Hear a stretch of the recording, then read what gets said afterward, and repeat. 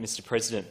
The motion that I'm moving today recognises that the state government is undertaking a review of the Residential Tenancies Act and notes that the voice of renters should be included in the government's deliberations, and calls on the government to address some of the serious issues with our Residential Tenancies Act here in South Australia.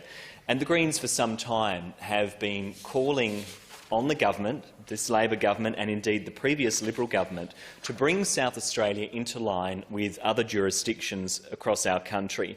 That is, by ending no-cause evictions, introducing rent capping to protect vulnerable people, providing security and stability for renters through providing for longer-term tenancies, prohibiting no-pet clauses in leases that we know force many people into homelessness and also force pets out into the street, and rent bidding that force up unfair increases and ensure that homes meet energy efficiency and ventilation standards. Mr President, I want to commend the Malinauskas government for undertaking a review of the Residential Tenancies Act. It is well overdue. Last month I was given the opportunity to observe a roundtable convened by the Minister and the Consumer Commissioner, Dini Sulio, to look at the Residential Tenancies Act. That included a range of stakeholders. I was concerned, however, that the Anti-Poverty Network was not included in those discussions, because we know that what happens in the rental market has a huge impact on poverty, and that people who are forced out of residential tenancies are often plunged into homelessness, particularly in the middle of this rental crisis. So it was an oversight of the government to not include the Anti-Poverty Network in those deliberations, and the Greens are very keen to ensure that the voice of renters is front and centre of this review. So I do urge the government to ensure that they're talking to those who are directly impacted by the Residential Tenancies Act.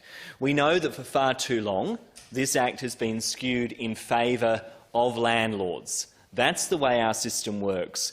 One of the big problems we face in South Australia is no-cause evictions, which allow a landlord at the end of a fixed lease tenancy, a 12-month tenancy, to say, well, that's it, you're out. And we know, Mr President, that what that means is that a number of tenants are reluctant to come forward with legitimate issues concerning their tenancy.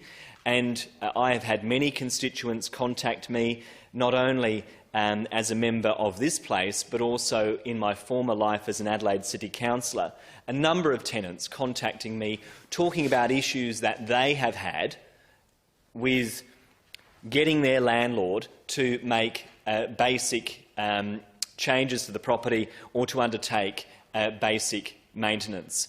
And many of these tenants are in fear of taking a landlord through to the tribunal because they're worried they're going to earn a reputation as a bad tenant, that they're going to not have their lease renewed and that they're going to find themselves in homelessness.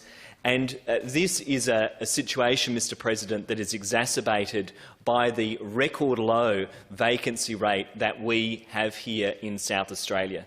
So I welcome the review, but it is integral that the government consults with renters, the people who are directly affected, and it's integral that they take the action that is needed to fix our Residential Tenancies Act, so that South Australians don't find themselves in a situation where they have less protections than their counterparts in other states. Thank you.